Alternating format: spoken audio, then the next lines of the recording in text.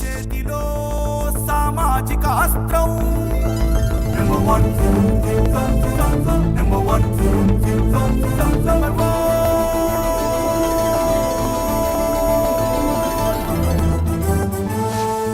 Number one.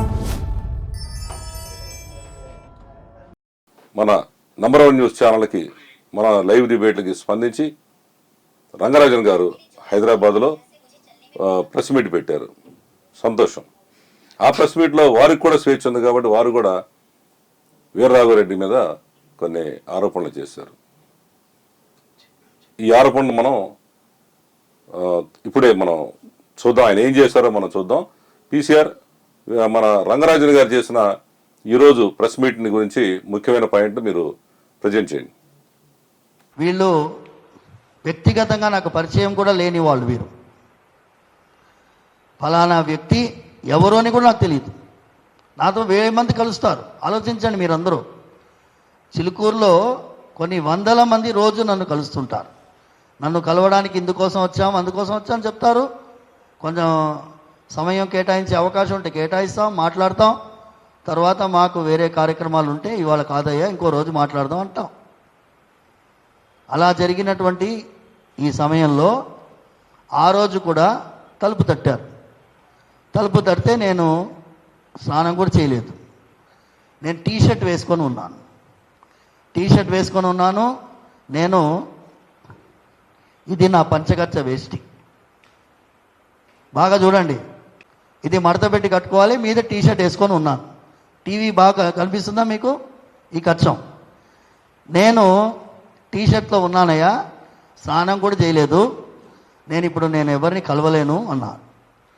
రామరాజ్యం కోసం పనిచేసే వాళ్ళకి కలవడానికి సమయం కూడా లేదా మీకు అని టేక్ హిమ్ ఇంటు కస్టడీ అన్నాడు ఒక ఆయన వెనకాల నుంచి.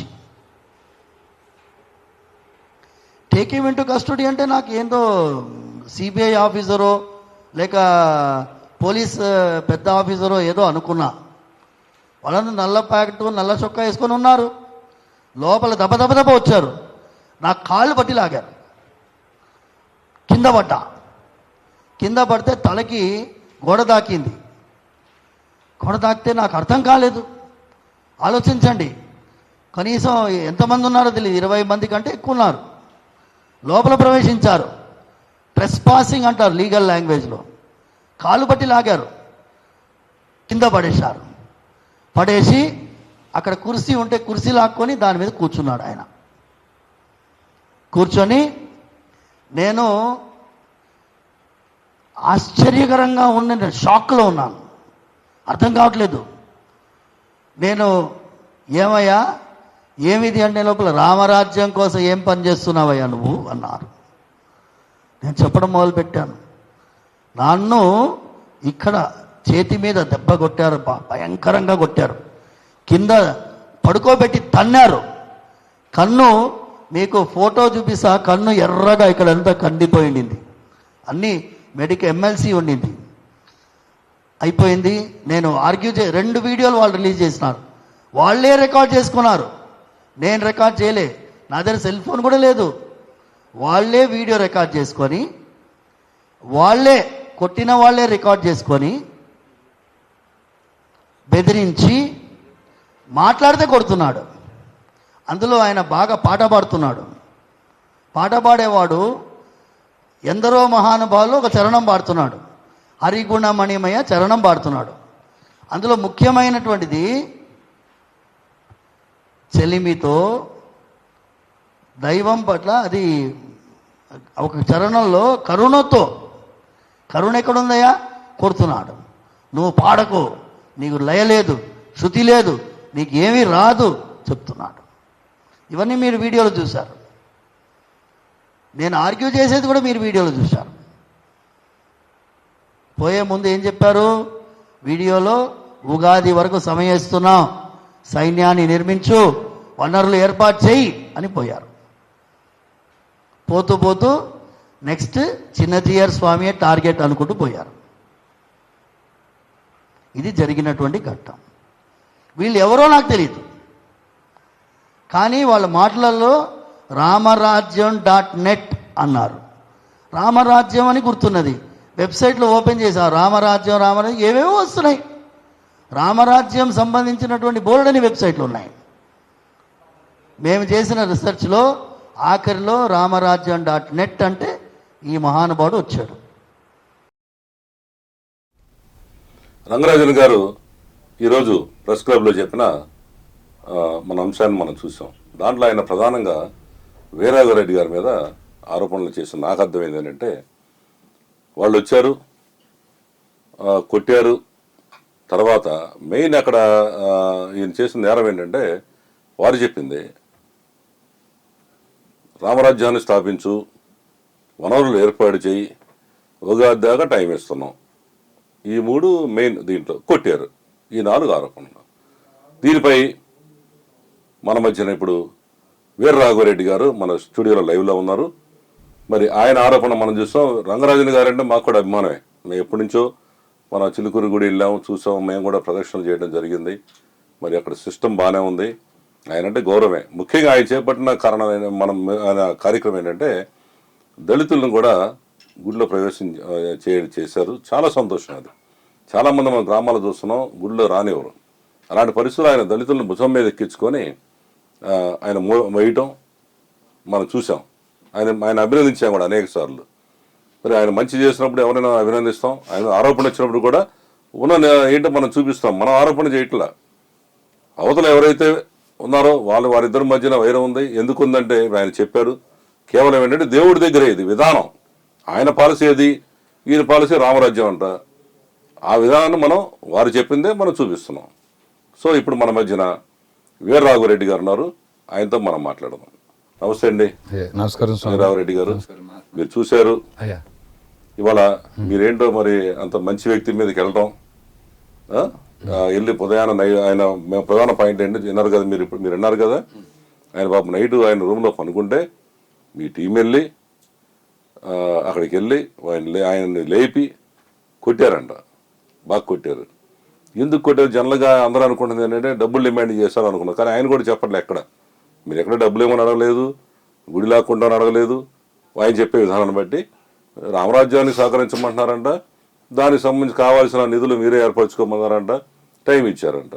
ఏంటి అసలు ఈ గొడవ? ఆయన చెప్పింది దాని మీద మీ ప్రధాన మీరేం చెప్తున్నారు చెప్పండి. లైవ్లో ప్రేక్షకులు అందరూ చూస్తున్నారు.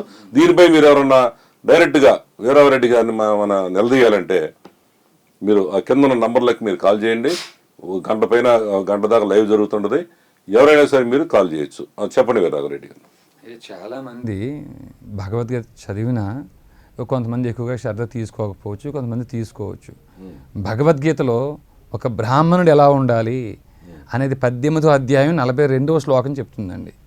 శమో దమస్తప శౌచం క్షాంతిర్జావమేవచ జ్ఞానం విజ్ఞానం ఆస్తిక్యం బ్రహ్మకర్మ స్వభావజం. ఈ లక్షణాలన్నీ ఎవరికుంటే వారు బ్రాహ్మణులు. మేము అక్కడికి ఆలయానికి వెళ్ళే సమయానికి ఆలయంలో లేరు. అప్పటికే సమయం ఉదయం ఇంచుమించుగా 7:30 అట్లా కావాల్సి వస్తుందేమో, నాకు ఎగ్జాక్ట్గా గుర్తులేదు. తర్వాత కాసేపు అక్కడ వేచి చూసాం. అక్కడి నుంచి మళ్ళీ ఇంటికి వెళ్ళాం. ఇంటికి వెళ్తే వారు అన్నగారు తమ్ముడు గారు మరి ఆయన పైన పడుకున్నారని చెప్పేసి ఆయన అంటున్నారు. సహజంగా బ్రాహ్మణులు ఆ సమయంలో పడుకోరు. సరే కుంభమేళాకి వెళ్ళి వచ్చారని అంటున్నారు కదా, కాబట్టి పడుకుని ఉండొచ్చు అని అక్కడ అరగంట మళ్ళీ వెయిట్ చేసామండి. వేచి ఉన్న తర్వాత ఇంకా బయటికి రావట్లేదు, ఎవరు చేయట్లేదు. కనీసం మాకు అప్పటికే మేము ఒక 20 మంది పైన ఉన్నాం కదా. ఈయనకి రామరాజ్యం యొక్క స్థాపన, రామరాజ్యం వివరాలు చెప్పేసి ఇక్కడి నుంచి ఇంకో గుడికి వెళ్తాం, మనం మా యొక్క ప్రణాళిక మాకు ఉంటుంది కదా అన్న ఉద్దేశంతో కొంచెం మేము పైకి వెళ్ళామండి. ఆ పైన ఏ రూమ్లో అన్నారో రూమ్ సైడ్ వెళ్ళాం. వెళ్ళే సమయానికి ఆ రూమ్లో శబ్దాలు వినిపిస్తున్నాయండి. అంటే కొంచెం ఏదో ఆ మూలుగులు టైప్ అట్లాంటి శబ్దాలు వినిపిస్తున్నాయండి. అవి వినిపించినప్పుడే మాకు అంటే పైకి కూడా మేము అందరం వెళ్ళలేదు.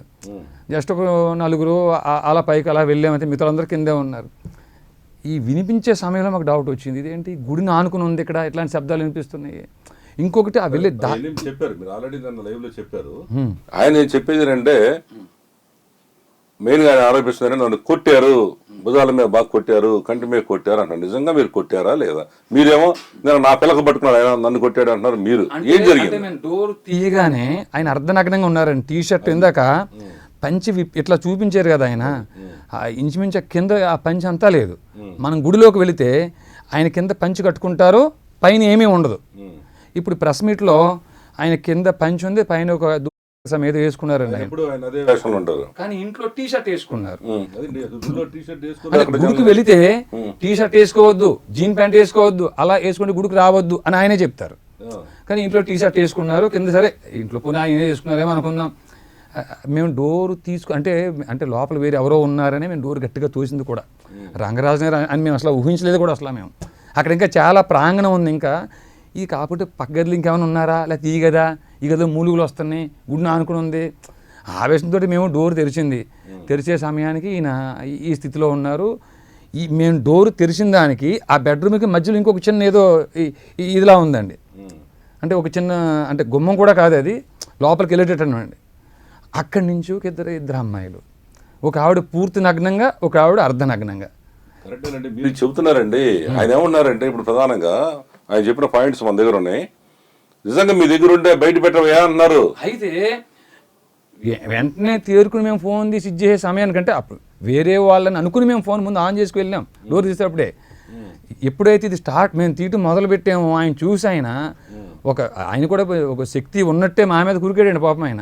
అంటే మేము ఎక్కువ మంది లేం కదా, 4 మెంబర్స్ ఉంటాం కదా. ఆ పెనుగులాట నా చేతిలో ఫోన్ లేకుండా కింద పడిపోయింది నా ఫోను. ఇప్పటికీ పోలీస్ స్టేషన్లో నా ఫోన్ సీజ్ అయ్యి ఉంది. శాంసంగ్ A70 మోడల్ అండి. నా ఫోనే అండి, అది నా ఫోనే, నా ఫోన్లో తీసామండి. అది కింద నా ఫోన్ లాక్కుండా కింద పడిపోయిందండి. అది స్క్రీన్ పగిలింది, మీరు చూడండి పగిలి ఉంటుంది అది. అయితే స్క్రీనే పగిలింది కొంచెం లైట్గా. పోలీస్ స్టేషన్లో సీజ్ అయ్యి ఉందండి, ఉంది. అయితే అయినప్పటికీ కూడా ఆయన ఏంటంటే ఆ పెనుగులాటకి మేము లొంగకపోయేసరికి కొంచెం మేము కూడా ఆయన తోసేదాన్ని మేము తిరిగి ఆయనే తోసామండి. మరి ఆయన లాక్కుంటే మరి మేము ఇచ్చేమో, మేము తప్పుడు పని గుడిలో చేస్తున్నాడండి. ఒక బ్రాహ్మణుడు 18వ అధ్యాయం 42వ శ్లోకం, శమో ధమస్త పాశౌచం శాంతిర్జావమేవచ జ్ఞాన విజ్ఞానం ఆస్తిక్యం బ్రహ్మకర్మ స్వభావజం. ఏ లక్షణాలు ఉంటే బ్రాహ్మణులని చెప్పిందో దానికి విరుద్ధంగా ఆ పని చేస్తున్నారు ఆయన. అయ్యా స్నానం లేదు, జపం లేదు, పూజ లేదు, పునస్కారం లేదు, శుచి శుభ్రత ఏమీ లేదు, అంత మద్యం వాసన, వాడి పడేసిన కండోమ్లండి అక్కడ. ఇట్లాంటి పరిస్థితుల్లో ఉన్న ఆ రూమ్ లో ఆయన మీద కోపం రాదా? ఆయన కొడితే చూస్తా ఊరుకోవాలా మేము?